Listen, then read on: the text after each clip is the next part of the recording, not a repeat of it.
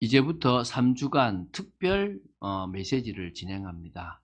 저희들이 하나님을 좀 알아가면 알수록 어떤 부분을 보냐면 하나님은 항상 말씀을 주시고 그 말씀을 성취하세요. 여러분들이 뭔가를 하기 전에 꼭 먼저 어떤 습관을 가지냐 그러면 이 일이 하나님이 기뻐하시는 일이라면 분명히 뭘 주신다? 말씀을 주신다. 그럼 그 말씀에 근거해서 하나님의 인도를 받아가는 습관들이 여러분이 필요한 겁니다. 그래서 저희들이 올 한 해를 지나가는데요. 갑자기 많은 일들이 생기잖아요. 사실 제가 계속 바빴어요. 뭔가를 자꾸 준비하는 일에. 그래서 이거를 이제 조금씩 여러분들에게 나눠 드리기도 할 겁니다. 그래서 그런데 그렇게 그 체계를 갈 때도 늘 말씀을 받고 그 말씀을 따라가는 거예요. 그래서 우리가 그렇게 인도받아 갈 수 있는 축복의 제일이 되어야 될 줄로 믿습니다. 그 중에서 오늘은 예수 그리스도 안에 있는 나라는 제목으로 정체성에 대한 이야기를 하도록 하겠습니다. 우리가 누구인지, 예수 그리스도 안에서 어떤 존재인지를 알아야 될 줄로 믿습니다. 먼저 서론에서요, 우리가 하나님과의 1대1 관계에 대한 부분들을 계속 조금 강조하고 있습니다. 사실 상당히 중요하거든요. 우리가 하나님과의 1대1 관계가 안 되면 사실은 되게 위험합니다. 어떤 사람들은 큰 교회를 다녀서 큰 집회를 하고 큰 모임을 하면서 하나님의 은혜를 막 체험하는 것처럼 보여요. 근데 막상 혼자 있으면 외롭고, 혼자 있으면 두렵고, 혼자 있으면 공허한 거예요. 뭐가 안 되는 거죠? 하나님과 나와의 1대1이 안 되는 거예요. 이해가 되시죠? 근데 내가 하나님과의 1대1이 된다. 그러면 특징이 뭐냐? 교회 안에서는 무조건 되게 돼 있는 거예요. 근데 거꾸로 얘기하겠습니다. 첫 번째, 우리가 하나님과의 1대1 관계가 되기 위해서는 교회 공동체를 통해서 하나님과의 만남이 있어야 돼요. 우리가 분위기에 사실은 이렇게 약한 존재예요. 분위기를 따라가는 존재입니다. 그리고 기도가 안 되시면요, 기도원을 가도 괜찮아요. 근데 기도원을 가보면은 어떤 기도원들이냐 그러면 매 오전, 오후, 저녁으로 집회하는 기도원이 있어요. 저는 사실 거기는 잘 안 가요. 어떤 분은 거기를 가야 또 은혜가 되는 분이 있는데 저는 그냥 계속 기도만 하는 데를 가요. 저 이제 청계산에 있는 기도원이 그런 기도원이에요. 거기는 평일에 따로 예배를 안 해요. 딱 그냥 수요 예배만 하고 평일에는 그냥 계속 비워두는데 그 공간에 아무나 와서 기도를 해요. 그냥 와서 1시간 하기도 하고 하루 종일 하기도 하고. 저는 주로 반나절을 많이 하거든요. 그럼 가면 이쪽에서는 방언하고 있고 이쪽에서는 막 찬송하면서 기도하고 있어요. 그럼 앉아서 이제 기도를 시작해요. 그럼 하다가 피곤하잖아요. 졸아요. 또 기도하고 막 찬송 부르기도 하다가 기도하다가 또 지치면 또 가만히 있어요. 근데 옆에서 기도하는 이 분위기가 있으니까 같이 기도가 쉬워요. 저 바깥에서는 산 밑에서는 쫙 이런 사람들의 소리가 막 들려와요. 되게 그런 분위기 있으면 기도가 되게 좋습니다. 우리가 나이트클럽 가서 기도하라 그러면 기도가 되겠습니까? 안 되잖아요. 그죠? 기도의 분위기가 돼야 되는 거예요. 여러분, 가장 어려운 데가 어디냐? 집이에요. 우리가 영적으로 깨어있기가 가장 어려운 데가 집이에요. 목사가 집에서 할렐루야 하겠습니까? 네버입니다. 집에서 얼마나 제가 이렇게 좀 하다가 피곤하면 침대가 있으니까 눕고 싶겠고 또 하다가 유튜브 하나 보고 싶겠고 막 이런 유혹들이 얼마나 많습니까? 그렇잖아요. 사실 집에서 내가 1대1로 하나님을 만나는 수준이다. 그건 대단한 수준이에요. 그 전에 뭐가 필요하다고요? 이 교회 공동체 속에서 같이 기도를 하는 이 시간이 필요한 거예요. 그래서 마태복음 18장 18절부터 보면 두세 사람이 내 이름으로 모인 그곳에 내가 그들과 뭐 한다고 그랬습니까? 함께 하신다 그랬어요. 할렐루야. 그래서 이곳에서 같이 찬양하고 같이 기도하는 이 시간에 하나님의 임재를 체험하기가 최고 좋아요. 그래서 여러분들에게 제가 우리가 예배 시간이 조금 긴 것처럼 보이는데 사실 길지 않아요. 왜 길지 않냐 그러면 11시 전에 준비 찬양을 20분, 30분 정도 해요.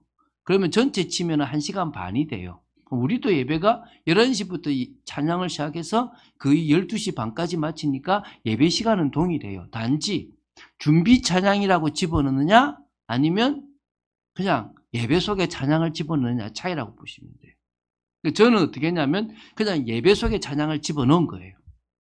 그리고 그 시간에 우리가 예배 시간에 하나님과 약속을 했으니까 그때부터 우리가 예배를 드리자는 거예요. 근데 그렇게 찬양하는 시간이 무슨 시간이냐? 마음문이 열리는 시간이에요. 찬양하는 시간이 내가 부드러워지고 조금 내가 생각을 정리할 수 있는 시간입니다. 우리 교회 장로님 중에 장로님 한 분밖에 없으니까 장로님이 너무 힘드시면은 막 잠이 안 오잖아요. 그러면 뭘 듣느냐? 제 메시지를 들어요. 5분 안에 주무신대요. 근데 그게 왜 그러냐 그러면요. 그게 내가 뭔가 생각에 빠지면 이게 과부하처럼 계속 그 생각에 맴돌아요. 나와야 되는데 못 나오는 거예요. 꼭 마치 좀 컴퓨터가 이렇게 막 같은 걸 계속 반복하듯이 그런 일이 벌어지는 거예요.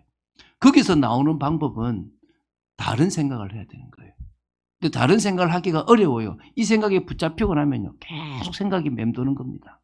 그때 다른 생각을 만들어주는 게 뭐냐? 말씀이에요, 말씀. 그러니까 빨리 주무셨다는 것은 말씀에 뭐 했다는 거죠? 집중했다는 거예요. 그러니까 금방 뭐요? 자버리는 거예요. 맞는 거예요. 근데 말씀을 들어놔도 계속 이 생각에서 못 벗어나면요. 의미 없습니다. 여러분 이해되시죠? 무슨 말인가? 여러분 그처럼 내가 하나님의 이 찬양을 계속 부르고 있으면 말씀을 들을 수 있는 분위기가 돼요. 오늘 여러분들이 먼저 하나님과의 만남, 하나님의 은혜를 같이 찬양하고 같이 기도하는 이곳에서 체험하세요. 저는 제가 노래를 못 불러서 그렇지 조금 아마추어라서 그렇지 우리 교회의 예배 분위기 전 좋다고 믿습니다. 여러분이 마음 열고 오시면 충분히 오전 예배 때 딱딱하지 않고 찬양하고 은혜 받을 수 있는 분이 된다고 저는 믿습니다. 이곳에서 여러분이 함께 찬양하고 예배하는 중에 하나님의 임재를 체험하세요. 그리고 이제 뭐냐? 두 번째, 그 흐름을 그대로 교회의 흐름을 집에 땡기세요. 집에서 저희들은 새벽 기도를 집에서 하잖아요. 드리세요. 그 시간대에. 못하면 다른 시간을 정하셔도 하시는 거예요. 성경 읽기 땡기세요. 아침에 제가 보내는 찬양 무조건 틀어놓으세요. 저희 아내는 아침에 블루투스 스피커에다가 그 찬양을 계속 틀어놔요. 집안 분위기가 싹 달라져요. 영적인 것을 땡겨 오시라고. 교회의 영적 흐름을 집에 땡겨 오시는 겁니다. 목사님 저희 집에 애들하고 남편이 싫어요. 그럴 수 있을 겁니다. 그러면 작은 여러분만의 공간을 만드셔서 방에서든 어디든지 여러분이 시간을 하시세요. 요새 블루투스 이어폰도 많잖아요. 그죠? 그럼 꽂고 일하시면서 찬양을 들으시는 겁니다. 그래서 땡겨 오세요. 그러다 보면 어느 날 뭐가 되냐? 내가 혼자 기도하는데 주님과 1대1로 되는 거예요. 이 세 번째예요. 개인적으로 하나님과의 교제가 되기 시작하는 거예요. 올해 여러분이 이 개인적으로 하나님과 교제가 되고 싶다면 뭐부터 하라? 교회 공동체 속에서 예배를 회복해라. 할렐루야. 그리고 그 교회의 영적 시스템과 영적 흐름을 어디로 갖고 와라? 집으로 가지고 와서 집에도 똑같이 만들어라. 거기서 내가 하다 보면 어느 날 주님이 네가 됐구나라고 하는 순간에 나한테 다가오세요. 말씀을 주시기도 하든지 나를 위로하든지 하나님의 음성을 들려주시는 거예요. 그런데 그 음성이 태성 이런 음성은 주로 없습니다. 그냥 하나님의 마음을 딱 줄 때가 있어요. 오늘 제가 사실은 딱 나오는데요. 뭘 넣는데 뭘 빠진 것 같아. 그게 뭐냐? 노트북이라. 오늘 노트북 제가 갖고 왔어야 되거든요. 어린이 예배 때문에. 그래서 제가 그거 안 갖고 와서 오늘 어린이 예배 못 올리는 거거든요. 왜? 노트북 안에 있거든요. 근데 뭔가 자꾸 돌아보고 싶어. 이렇게. 주님이 그 돌아봤더니 큼직한 게 하나 있더라고. 주여. 그걸 갖고 왔거든요. 주님 주시는 마음이 있다. 그 교제가 되어지기 시작하는 겁니다. 자, 오늘 그런 축복들이 많이 지났는데 이제 넘어가겠습니다. 자, 요거 하나만 기억하시면 됩니다. 자, 그러면은 우리가 예수 그리스도 안에는 내가 누군지 발견하는데요. 우리가 예수 그리스도를 믿음으로 우리에게 일어난 변화가 우리의 정체성이 되는 거예요. 우리가 예수님을 믿음으로 말미암아 우리가 어떤 변화가 일어났냐? 새로운 피조물이 되어졌습니다. 그런즉 누구든지 그리스도 안에 있으면 새로운 피조물이라. 이전 것은 지나갔으니 보라 새 것이 되었다. 할렐루야. 예수님을 믿기 전에는 사실은 하나님의 복을 놓친 존재입니다. 하나님하고 상관없이 저주와 재앙 속에 빠진 피조물입니다. 이해되십니까? 창세기 3장으로 말미암아 모든 사람은 하나님과 단절됐어요. 물론 하나님이 이 땅에 이스라엘이라는 사람만 내 백성이라고 삼아 주셨지만 그 이스라엘을 제외한 모든 백성은 외인이고 하나님하고 상관없는 사람들이에요. 나중에 그걸 볼 겁니다. 그런 우리였어요. 그런데 예수 그리스도의 능력으로 말미암아 그분이 십자가 지시고 그분이 부활하심으로 말미암아 우리는 새로운 피조물이 되었습니다. 제가 사이판에 있을 때 누군가가 저한테 한 분을 연결해 줬어요. 그분에게 계속 찬양을 보내고 그분이 교회를 왔으면 싶은데 또 아니면 제가 개인적으로 만나고 싶은데 못 만나요. 근데 오늘 제가 이제 보냈는데 자꾸 사단에게 속아서 사단을 쫓아내야 되는데 이러더라고요. 여러분 절대 사단은 안 나갑니다. 내가 어떤 용어를 써도 내 속에 역사하는 귀신은 안 떠나갑니다. 누구 이름으로만 떠나갑니까? 예수 그리스도의 이름으로만 떠나갑니다. 제가 예수 이름 부르세요 하고 나서 다시 그걸 설명을 했어요. 그분이 그 사실을 깨달은다면 하나님의 은혜 가운데서 다 달아질 겁니다. 그분이 조금 세 가지 메시지를 좀 들었다고 하니까. 우리가 중요한 것은 예수 그리스도의 능력으로 말미암아 우리는 새로운 피조물이 되어졌습니다. 갈라디아서 2장 20절에 있는 말씀처럼 예수 그리스도께서 우리를 대신하여서 죽으심으로 그 죽음이 내 죽음이 되고 그분의 무덤이 내 무덤이 되는 겁니다. 그분의 부활이 이제 내 부활이 될 거라는 겁니다. 할렐루야. 이게 믿음입니다. 그래서 우리는 새로운 피조물이 되었다는 것은 어떤 거죠? 창세기 1장에 그 하나님이 원래 만드신 피조물의 모습을 이제는 서서히 회복할 수 있다는 거예요. 다시 26절에 있는 것처럼 하나님을 대신하여 이 세상을 다스리고 관리하는 청지기 사명을 회복할 수 있는 겁니다. 할렐루야. 이게 우리예요. 뭐 때문에요? 예수님 때문에 새로운 피조물이 됐다는 말은 원래 만드신 피조물로 간다는 거예요. 하나님의 형상이 27절에 회복되는 거고 하나님 주신 복도 회복되는 겁니다. 창세기 1장 26절, 27절, 28절의 말씀이 다 회복되는 겁니다. 할렐루야. 그러면은 자, 이번 올해 표어처럼 너희는 세상에 뭐가 되는 겁니까? 소금이고 빛이죠. 자, 그러면은 소금과 빛은 부패되는 곳에 어두운 곳에 필요한 거예요. 지금 이 세상이 창세기 3장 때문에 부패해져 가고 있어요. 싸워가고 있고 저주와 재앙이 가득하고 있고 흑암으로 덮여가고 있습니다. 그래서 하나님은 이제 우리에게 뭘 주신 겁니까? 원래 아담하고 다르게 너는 소금의 역할을 감당해라. 너는 빛의 역할을 감당하라고 주신 겁니다. 할렐루야. 물론 이걸 처음에는 이스라엘 백성에게 주셨어요. 이스라엘 백성은 사실은 제사장 나라예요. 근데 그걸 그들이 감당하지 못한 거죠. 그래서 이 축복이 지금 우리한테 와서 우리가 전 세계의 제사장 나라가 되는 거고 전 세계의 소금과 빛의 역할을 감당하게 된 겁니다. 새로운 피조물이 됐기 때문에. 그래서 여러분 분명히 유대인들에게 주신 메시지만 지금 누구한테 주신 메시지다? 우리에게 주신 메시지다. 믿으시기 바랍니다. 그 정도가 아닙니다. 고린도전서 3장 16절 너희는 너희가 하나님의 성전인 것과 하나님의 성령이 너에게 가는 걸 알지 못하느냐. 할렐루야. 잘 아니까 제가 안 읽은 따로 안 했는데요. 우린 성전이에요. 성령이 오신 거예요. 오늘 제가 나중에 유튜브 영상을 하나 보내드릴 건데 어느 목사님이 그런 얘기를 해요.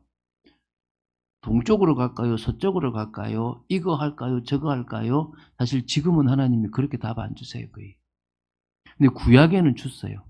우림과 둠밈이라고 하는 걸 가지고 그때는 그런 걸 주셨어요. 지금은 그런 걸 안 주세요. 지금은 누가 와 계시죠? 성령이 와 계세요. 이 성령을 통해서 이제 우리는 뭘 할 수 있습니까? 분별할 수 있는 거예요. 어떤 길이 맞는 길이고 어떤 길이 틀린 길인지 성령과 함께 말씀을 통해서 조명해 볼 수 있는 겁니다. 할렐루야. 그런 의미에서 우리는 성전이 된 거예요. 성전. 성령과 함께하는 존재. 성령의 인도를 받고 성령의 역사 속에 있기 때문에 충만함만 받으면 제대로 인도받을 수 있는 존재가 된 겁니다. 새로운 피조물. 할렐루야. 두 번째는 뭐냐? 하나님의 자녀입니다. 우리의 신분은 누가 뭐래도 하나님의 자녀입니다. 성경은요, 철저히 유대인과 이방인을 분리합니다. 우리는 사실은 이방인입니다. 우리 에베소서 2장 11절부터 13절 말씀을 봅시다. 자, 그 좀 보여주세요. 다 같이 우리 한 목소리로 한번 자 읽어보겠습니다. 그러므로 생각하라. 너희는 그때에 육체로는 이방인이요 손으로 육체에 행한 할례를 받은 무리라 칭하는 자들로부터 할례를 받지 않은 무리라 칭함을 받는 자들이라. 넘겨주세요. 그때에 너희는 그리스도 밖에 있었고 이스라엘 나라 밖의 사람이라. 약속의 언약들에 대하여는 외인이요 세상에서 소망이 없고 하나님도 없는 자이더니 이제는 전에 멀리 있던 너희가 그리스도 예수 안에서 그리스도의 피로 가까워졌느니라. 아멘입니까? 여기 우리가 어떤 존재냐? 할례를 받지 않은 자예요. 그러니까 하나님의 백성으로 살겠습니다라고 하는 게 할례인데 하나님의 백성으로 살겠다고 하지 않았던 백성이라는 거예요. 그리스도하고 상관없이 그리스도 밖에, 이스라엘 나라 사람 밖에, 하나님 보실 때 외인이고 소망도 없고요, 하나님도 없는 비참한 자였다는 거예요. 이해가 되십니까? 그런데 예수님이 십자가의 죽음으로 말미암아 우리는 뭐가 됐습니까? 하나님의 자녀가 되었습니다. 영접하는 자 곧 그 이름을 믿는 자들에게는 하나님의 자녀가 되는 권세를 주셨다 그랬죠. 자, 그 다음 로마서 8장 15절부터 17절 말씀 한번 또 띄워주세요. 자, 우리 다 같이 합독하겠습니다. 너희는 다시 무서워하는 종의 영을 받지 아니하고 양자의 영을 받았으므로 우리가 아빠 아버지라고 부르짖느니라. 성령이 친히 우리의 영과 더불어 우리가 하나님의 자녀인 것을 증언하시나니 자녀이면 또한 상속자 곧 하나님의 상속자요 그리스도와 함께한 상속자니 우리가 그와 함께 영광을 받기 위하여 고난도 함께 받아야 할 것이니라. 할렐루야. 우리는 원래 외인이에요. 우리는 소망도 없고요. 우리는 죄인입니다. 그런데 하나님이 우리를 뭐요? 성령을 통해서 하나님을 아빠 아버지라 부를 수 있는 양자의 영을 주셨어요. 할렐루야. 우리는 자녀가 된 거예요. 그래서 우리는 이제 상속자로서 상속을 이어받을 수 있는 존재가 되는 겁니다. 이제 우리는 천국까지 같이 가게 돼요. 그렇죠? 그래서 우리는 종으로서 일평생 살아도 감사한데 저는요, 천국 간다면 이 땅에서 나사로처럼 살아도 된다고 믿는 사람입니다. 물론 힘들겠죠. 너무너무 힘들어요.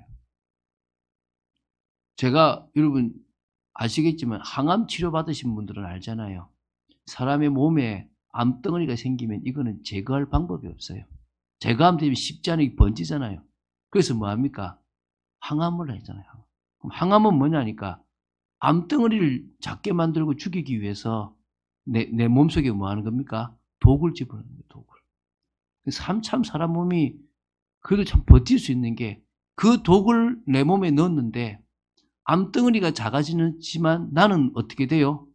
머리부터 발끝까지 다 그 항암 그 약 때문에 막 미치는 거예요. 그냥 거의 뭐 안 생기는 병도 생기고 막 힘이 쭉 빠지고 막 토하고 싶고 미치는 거죠.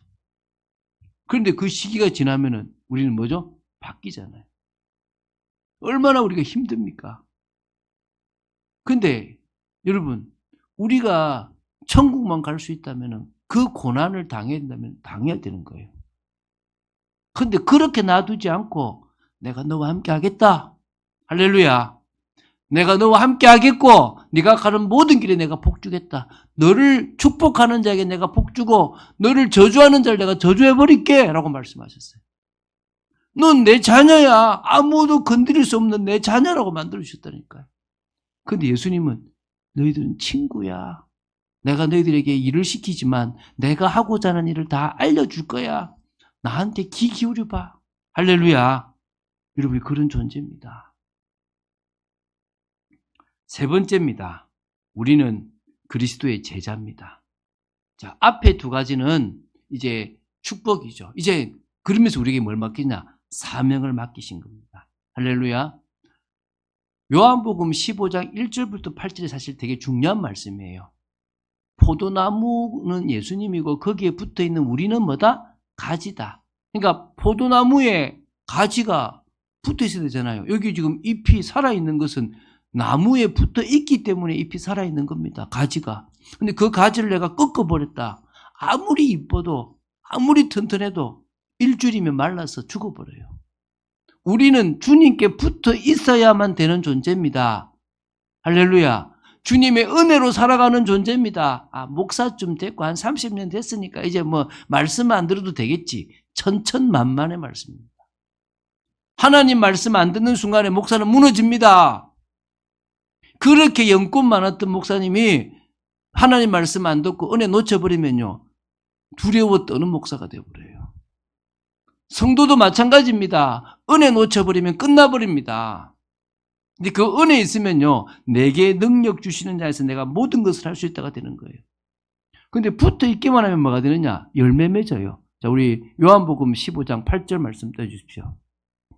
다 같이 한번 합독하겠습니다. 너희가 열매를 많이 맺으면 내 아버지께서 영광을 받으실 것이요 너희는 내 제자가 되리라.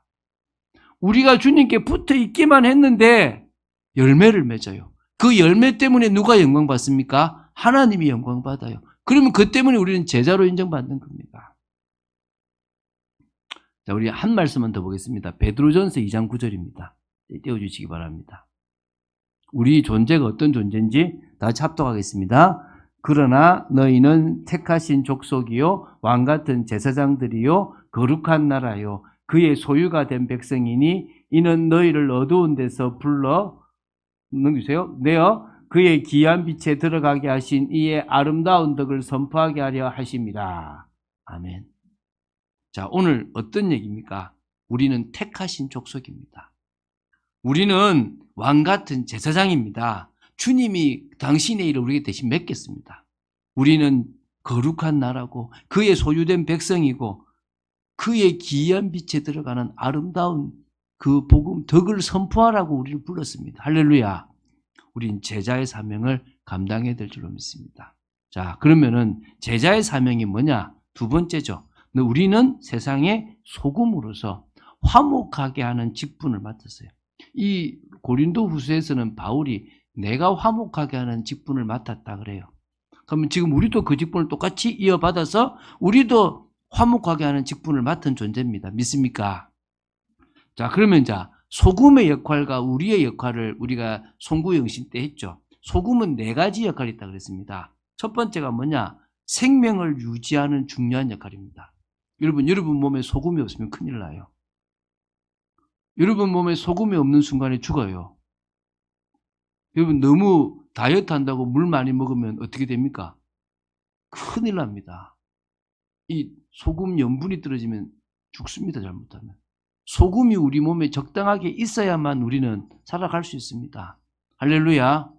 우리는 어떤 존재냐? 다른 사람들에게 예수 그리스도를 통해서 그 영혼들을 살리는 사람들입니다. 시험 든 사람에게 그리스도로 말미암아 회복시켜주고 무너진 현장 속에 들어가서 그리스도로 말미암아 생명을 살아가도록 만들어줍니다. 그게 우리 역할입니다. 할렐루야. 그래서 우리가 있는 곳은 살아나요. 우리는 소금같이 어디를 가든지 죽은 영혼들을 살려내는 겁니다. 빛은 진리를 지킨다면 소금은 이제 그 진리로 그 사람을 변화시키는 겁니다. 두 번째, 부패를 방지하는 역할이죠. 부패. 썩어가는 것을 막는 게 소금입니다. 그렇잖아요. 그죠? 그러면 우리 뭡니까? 우리의 구별된 삶, 거룩한 삶이 가정에 들어가면 가정의 부패를 막고, 지역에 들어가면 지역의 부패를 막고, 직장에 들어가면 직장의 부패를 막습니다. 목사님, 저는 우리 교회 장로님이 있는데 그 사람 더 심각하던데요, 저보다요. 예. 그 사람은 소금이 아닌 교인이겠죠. 목사도요, 교인 목사는요, 직업으로 목사는 문제가 있습니다. 그래서 여러분, 지금부터 여러분, 사람 때문에, 직분 때문에 여러분 시험 들지 마시기 바랍니다. 여러분, 제가 이렇게 잘하다가도 어느 날 시험 들어가지고 또 딴짓 할 수도 있는 존재입니다. 하나님이 안 붙어주시면 저는 어느 날 머리 깎고 스님이 되었을 수도 있습니다. 이해가 됩니까? 하나님이 저를 붙들어 주시기 때문에 저는 목사할 수 있는 겁니다. 그거 명심해야 돼요. 그러니까 저분은 믿을 만하다. 믿지 마세요. 그 어떤 성도도 목사를 믿지 마세요. 그 어떤 성도도 중직자를 믿지 마세요. 믿을 존재가 아닙니다. 할렐루야. 단지 은혜 속에 들어가는 우리가 달라지는 겁니다. 내가 구별되는 삶을 살아가면 그 현장을 바꿀 수 있는 겁니다. 제가요, 고등학생 때 그랬어요. 친구 보고, 누구야, 우리는 집사가 되면 저런 집사한테 되지 말자. 우리는 장로가 되면 저런 장로는 되지 말자 그랬어요. 근데 제가요, 어디를 가든지 제가 대학부 가면 대학부가 살아났어요. 제가 청년에 들어가면 청년이 살아났어요. 큰 일은 못해도요, 그곳에서요, 하나님의 기뻐하신 일이 일어나기 시작했어요. 할렐루야. 그게 부패를 막는 겁니다. 세 번째, 맛을 내는 역할입니다. 맛을 내는 역할. 이게 소금의 역할입니다. 여러분, 믿음의 사람이 없어서요, 세상의 기쁨이 사라져가요. 믿음의 사람이 없어서 감사가 사라지고 은혜가 사라지고 소망이 사라져갑니다. 세상 건요, 순간적으로 즐겁고 좋은데요, 결국은 그들이 말하는 것은 기쁨이 없어요. 그들에게는 감사가 없고 은혜가 없고 소망이 없습니다. 그런데 우리가 가는 곳에 기쁨이 있어요. 저는 많이 봤습니다. 어느 집사님이 보험회사 들어갔는데 보험회사 막 직원들이 막 힘들어하는데 조금씩 말씀으로 답 주니까요, 그 어려운 그 보험회사 직원들이 살아나는 거예요. 그 한 분 때문에 그 회사에 기쁨이 넘치고 감사가 넘치고 은혜가 넘치는 겁니다. 만나는 거예요. 만나는 거. 여러분 때문에 소망이 생기고 여러분 때문에 그 사람이 은혜가 뭔지를 안다. 이런 맛내고 있는 겁니다. 맛. 네 번째, 치료제 역할. 우리는 뭐 하냐고요? 치료제입니다. 치료제. 여러분이 맛내는 정도가 아니라 그 병든 그 사람을 치료하는 거예요. 모난 그 사람을 치료하는 겁니다. 어렵죠? 여러분이 남을 치료할 수준 되면요, 되게 높은 수준이에요. 여러분, 애가 한 명이 있는데요, 요 조그마한 애가 하루 강아지 범무서운 줄 모르고 막 어른한테 대들어요. 막 교만하게 막 대들고 막 마음대로 말해요. 그럴 때 힘없는 어른은 어떻게 하겠습니까? 같이 싸워요. 근데 진짜 어른은 어떻게 합니까? 얘를 달갤 뿐만 아니라 얘를 바로 잡아요. 할렐루야. 그거는 힘 있고 가진 자가 가질 수 있는 여유입니다. 우리가 힘이 있고 변화가 있으면요, 세상 속에서요, 나보다 상사라도요, 나 말을 들어요. 나보다 연장자라도요, 내 말을 들어요. 그리고 그 사람이 내가 던지는 말을 따라서 변화가 일어나기 시작하는 거예요. 이게 소금입니다. 그래서 빛의 역할보다는 소금의 역할이 진정으로 그리스도인의 역할입니다. 올해 이 네 가지 역할, 다음 주에 이 역할을 또 강조할 건데요, 이 네 가지 역할에 대한 부분을 기억할 수 있습니다. 그래서 우리는 화목하게 하는 역할을 맡은 전도자다. 할렐루야.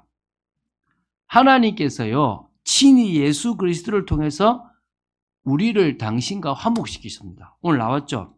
자, 제가 18절 읽어볼게요. 모든 것이 하나님께로서 났으며 그가 그리스도로 말미암아 우리를 자기와 화목하게 하시고.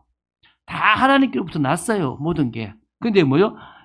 그가, 하나님이 그리스도로 말미암아 우리를 당신 자기와 화목하게 하시고, 또 우리에게, 지금 이때는 바울인데 지금은 우리에게 화목하게 하는 직분을 주셨습니다. 믿습니까? 그래서 우리는 그리스도를 대신한 사역자가 되는 겁니다.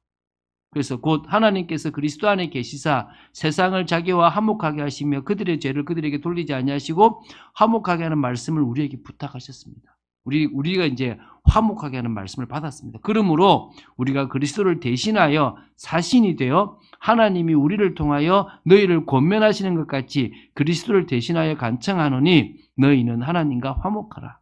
제가 이런 부탁드립니다. 여러분 그리스도와 화목하시기 바랍니다. 하나 되시기 바랍니다. 여러분 주위 사람들에게도 너는 그리스도와 화목해라. 그게 너를 변화시키는 거다. 너 치유받고 싶냐? 그리스도와 화목해라. 하나님과 화목해라. 여러분 하나님 만난 사람만 알아요. 그 기쁨을. 여러분 배너라는 영화, 그 영화를 만든 사람이 나는 성경이 가짜라고 생각된 사람인데 그 사람이 나는 성경의 허구를 밝히겠다고 하다가 성경책을 읽었어요. 3번을 딱 읽고 쓰게 된 게 배너 아닙니까? 배너. 배너라는 한 사람의 인생과 예수님의 인생을 교차시켜요. 가장 힘들 때 자신이 깨달은 거예요. 내가 가장 힘들 때 나에게 답을 주신 분은 예수님밖에 없다. 그게 딱 온 거예요. 그게 딱. 그래서 우리 화목하게 하는 베드로전서 2장 9절의 사명을 감당 여러분 되시기 바랍니다. 그래서 여러분 올해 뭐 하느냐? 순종합니다. 할렐루야. 자, 세 번째죠. 순종할 때 일어나는 일이 있어요. 그래서 나는 고백하세요. 순종하겠습니다. 우리 다 고백합시다. 순종하겠습니다. 순종해 보세요. 순종할 때 능력이 나타나요. 여러분 제가 순종하니까 능력이 나타나는 거예요. 제가 순종하는데요. 음치가 바뀌고요. 성격도 하나님이 일을 할 수 있는 사람을 다 바꿔주세요. 내게 능력 주신 자에서 내가 모든 것을 할 수 있다는 거예요. 근데 희한한 것은요. 달란트와 다 연결되는 거예요. 저는 어릴 때 뭘 봤냐니까요. 저희 아버지가 다른 건 못 봤는데 그 동네 행사할 때마다 장구 치셨거든요. 이렇게 툭툭툭 뜨신 거. 그 제가 군대 가가지고 그 전까지 장구를 두드려 본 적이 한 번도 없습니다. 근데 이제 장구 고참이 이제 며칠 안에 이제 뭐 하느냐 전역을 하는 거예요. 이제 그리고 누가 와야 돼요? 다음 후임을 세우는데 이 장구를 치면 뭐가 되냐? 놀아요. 다 훈련 받을 때 뭐예요? 저기 가서 장구 치면서 놀아요. 그러니까 장구 후임을 찾는데 줄 쓴 거야. 근데 장구 후임을 찾는데 장구 그 선임이 아니 안 돼. 저는 그때 들어간 지 한 달도 안 됐기 때문에 장구를 쳐다보지도 않고 돌아다녔습니다. 점심시간 마치고 점심시간에 이제 아무도 없고 여러분 그 사일대 위에 장구가 딱 놓여 있는 거예요. 할 것도 없고 가서 장구를 쳤는데 그걸 누가 봤어요? 그 스님이 봤어. 야 임마 너 왜 이제 와? 이리 와. 그때부터 장구 쳤다니까 제가. 뭔 얘기인 줄 아십니까? 근데 그게 걔가 기타 치는데 되게 도움이 되는 거예요. 제가 음악을 하는데 다 도움이 되는 거예요. 하나님이 제가 목회할 수 있도록 다 준비를 시키셨어요. 심지어 제가 공대에 들어가서 전기공학과가 된 것까지도 목사에 도움이 돼요. 장로님 집에 못 쓰는 노트북이 있다고 하더라고요. 절 달라 그랬어요, 제가. 제가 왜 달라 그랬냐. 그거 수리해서 저 시골 교회는 뭐가 필요합니까? 그런 거 컴퓨터 하나 있으면 비춰주기 좋아요. 너무 낡은 거 아니면은. 그러면 제가 뭐요? 수리해서 하나 줄게요. 그러면 뭐 주면 돼. 그렇잖아요. 아니, 우리 교회도 이제 필요해요. 그럼 쓰면 되는 거야. 근데 그거 뭐요? 윈도우 싹 깔아가지고, 뭐 또 램 있으면 하나 또 넣어가지고, 여러분 램이 뭔 말인지 모르잖아요. 아시는 분은 알잖아요. 넣어가지고 새로 조금 바꿔 쓰면 되는 거야, 그거. 그거 뭐 하도록 만들었어요? 제가 그거 하도록 만든 거야. 달란트, 제가 잘하는 것과 연결되도록 딱 만들어서 주의를 하게끔 만드신 거예요. 세밀하게 하나님의 역사를 다 보는 거예요. 할렐루야. 여러분, 순종하면 일어나는 거 순종 아닙니다. 많이 지났으니까 빨리 넘어가겠습니다. 자, 예수 그리스도 안에서 나의 정체성을 누리자. 할렐루야. 자, 다시 말씀드립니다. 교회 공동체 속에서 누리세요. 주님과의 관계도 어디서 누립니까? 교회 공동체. 나의 그 정체성도 어디서 누리나? 교회 공동체. 축복하세요. 오늘부터 여러분 제가 이제 3주간 한 명 제가 그랬잖아요. 어떤 찬송을 올해 학과에 때문에 아무도 투표를 안 했어.